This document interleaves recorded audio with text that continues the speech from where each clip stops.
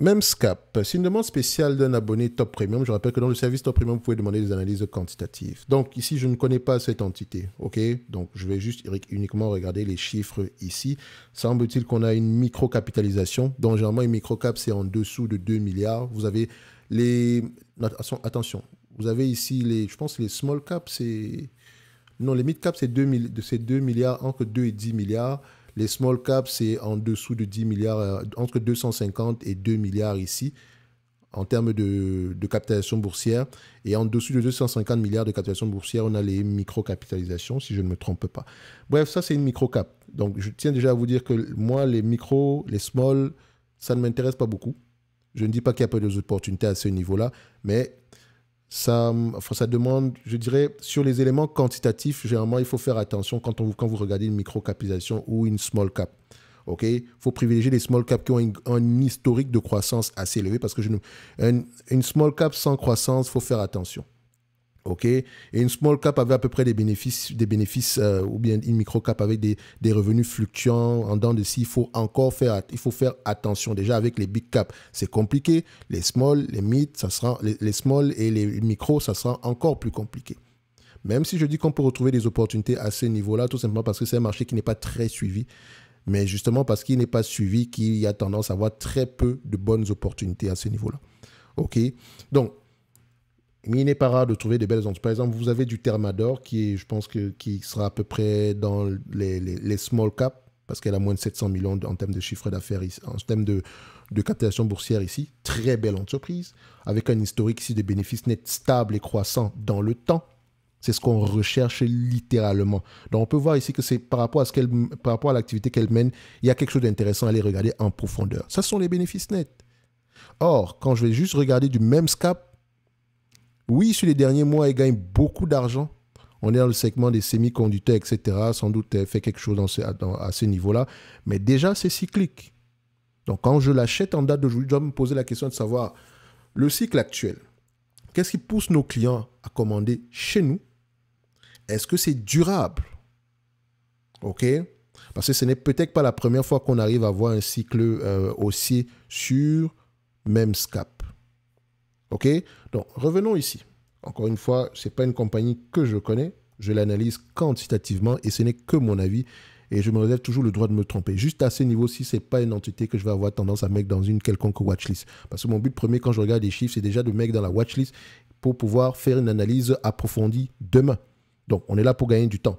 Donc, le fait qu'elle ait gagné à peu près, qu'elle ait fait du x4 ou bien du x8 ici en quelques temps, ça ne nous intéresse vraiment pas. Pas plus grave que ça. D'accord? Donc, ici, stabilité ou croissance des revenus. On a plutôt des revenus stables. Donc, on peut voir ici que c'est une compagnie clairement cyclique.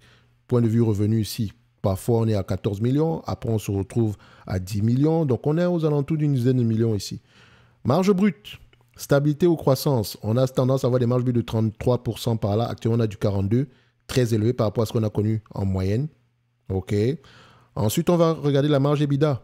Également plus élevé que ce qu'on a connu ici en moyenne. OK, donc en moyenne ici pour les marges EBITDA, on a du combien. Vous pouvez également remarquer que ces marges-là sont également en dents de scie.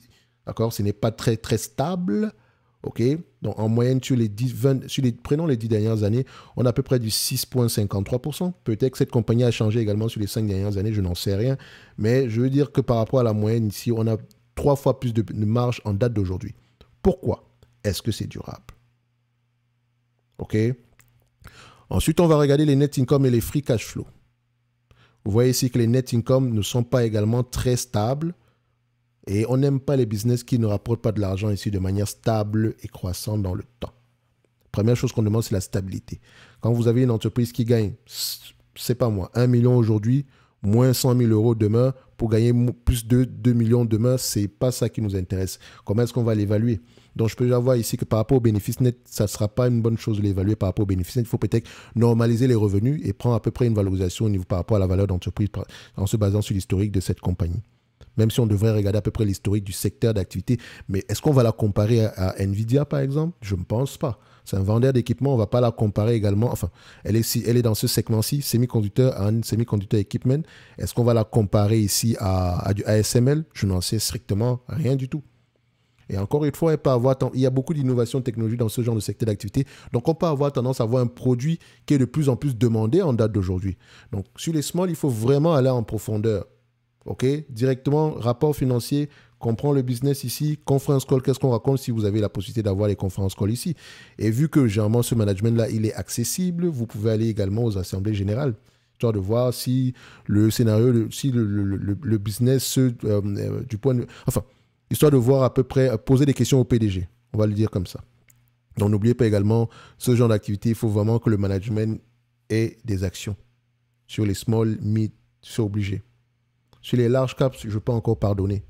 Mais sur les small, mid, ici, micro cap, il faut vraiment que le manager ait toujours des actions. Et encore, comparer ça par rapport à son revenu. Donc, s'il met moins de 10% de ce qu'il gagne sur ces entités-là, sur l'entreprise qu'il dirige, faites attention. Bref, je continue ici mon tour d'horizon. Net income et free cash flow. Je rappelle que ce sont les free cash flow qui nous intéressent. Quand on les met sur le même graphique ici, on a tendance à avoir des free cash flow plus élevés. Mais n'oubliez pas, c'est une compagnie européenne, donc j'espère qu'on ne comptabilise pas les loyers ici. Ok, de toutes les façons, je ne prendrai ni les bénéfices nets ni les free cash flow pour évaluer cette compagnie.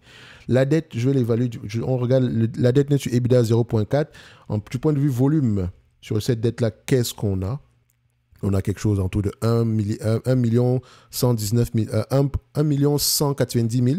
Donc, en diminution par rapport à ce qu'on a connu précédemment, très très bien, c'est une bonne information. Donc, elle rembourse la dette de plus en plus. C'est bien.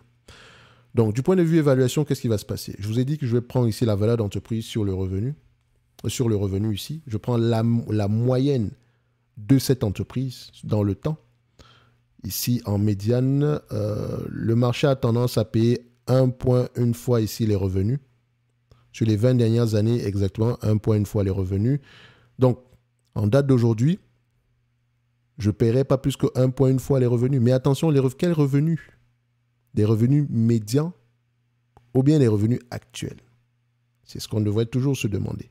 Donc, je prends également en considération ici, sur les 12 prochains mois, oui, 1,1 fois les revenus. Parfait. Donc, si on prend les revenus médians, qui sont de 12 millions, sur les 10 dernières années, on a à peu près 12 millions par là, j'arrondis. C'est-à-dire que si je dois payer 1,1 fois les revenus, je ne paye pas plus que 13 millions. Divisé par le nombre d'actions en date d'aujourd'hui, qui a tendance à peu près, il est plutôt stable sur les dernières années. On a 7,61 millions d'actions. Donc, divisé ici par 7,61, on sera aux alentours des 1,73 €. Donc, on me diront, mais non, elle gagne beaucoup plus d'argent en date d'aujourd'hui. Je vous ai expliqué pourquoi est-ce que je ne prends pas les bénéfices nets actuels. Donc, pour quelqu'un qui serait intéressé par Memscap, OK, 1. Avez-vous confiance au management? Ont-ils des actions dans cette compagnie? Est-ce que vous comprenez le business? Quelle est la taille du marché? Et comment est-ce qu'elle se distingue par rapport à ses différents compétiteurs? Pourquoi est-ce que les entités choisissent de prendre ces produits plutôt que les produits des compétiteurs en question? OK? Donc, ici, on s'attend à des bénéfices nets de plus en plus élevés dans le futur. Très, très bien. Mais il y a combien d'analystes sur le dossier? Il y a un seul analyste sur le dossier. Et connaissant les microcaps ici, parfois, elles payent pour que les analystes elle paye ici pour que les bureaux d'analyse ici suivent l'entité. Donc, est-ce qu'ils n'ont pas un intéressement ici à donner toujours des prévisions positives, même si ce n'est pas le cas? Faites attention. Donc, je ne prendrai pas pour valeur comptant ici les attentes ici de ces différents analystes-là, parce qu'en fait, il n'y a pas déjà d'historique. Ils ne sont pas assez nombreux non plus. Donc, je préfère aller regarder les rapports financiers au complet. Enfin, questionner surtout le business model et la stratégie de développement ici. OK? Semble-t-il que présentement, on s'attend à des bénéfices de plus en plus positifs, tant mieux. Mais s'il fallait l'acheter du point de vue quantitatif, je ne paye pas plus de 2 € pour ce genre de business. En réalité, même, je ne vais même pas m'intéresser à ce genre d'entreprise personnellement. OK? Je pense qu'on a assez d'occasions d'investissement sur d'autres entités. Je pense, par exemple, vous avez quoi encore? C'est comment elle s'appelle encore cette compagnie-là? Vous avez du STM qui vous regarde. Pourquoi est-ce qu'on va se casser la tête avec du Memscap? OK, vous avez du ASML, vous avez du BE, BESI, je pense qu'on l'avait déjà analysé ici, ce qui est également cyclique. Pourquoi est-ce qu'on va se casser la tête avec du Memscap? Oh, BESI a augmenté, hein? Je pense qu'on avait analysé cette compagnie, n'est-ce pas? Il faudrait que j'aille regarder à peu près à quoi, qu'est-ce que j'avais raconté à cette période-là. Bref, ce n'est que mon point de vue. et non un conseil d'investissement. Si vous suivez Top Invest, même SCAP ne devrait pas vous intéresser. Privilégiez la qualité. Et ici, par rapport à ce qu'on a vu, rien d'exceptionnel. D'accord? C'est une compagnie qui va se dire correctement gérée, sans plus. Gagne peut-être beaucoup d'argent en date d'aujourd'hui, mais bon, voilà quoi. Est-ce qu'on peut se projeter dans 5, 10 ans? Je n'en sais rien. Bref, ça vous intéresse, allez-y en profondeur, mais nous ici, on vous laisse ça. Dites-moi en commentaire pourquoi est-ce que cette compagnie vous intéresse. Peut-être qu'ici, il y a quelque chose que j'ai raté et c'est pas plus grave que ça parce que je me réserve également le droit de me tromper. N'oubliez pas, en lien dans la description de la vidéo, vous avez la top newsletter ainsi que les notes d'analyse gratuites jusqu'au 29 du mois de février. OK? Donc, il nous reste 5 jours à l'heure où je tourne cette vidéo-là. Donc, n'hésitez pas à aller faire un tour là-bas. D'accord? Et en bas de page, vous avez également les différentes formations qu'on propose ici, thématiques, à savoir comment analyser une banque, comment lire un rapport financier, pas les états financiers, quelles sont les questions à poser spécifiquement de manière générale. Ensuite, vous avez également ici comment analyser une rate, parce que c'est une entité, ce sont des entités un peu particulières. Bref, on va se donner rendez-vous sur la prochaine vidéo. Merci.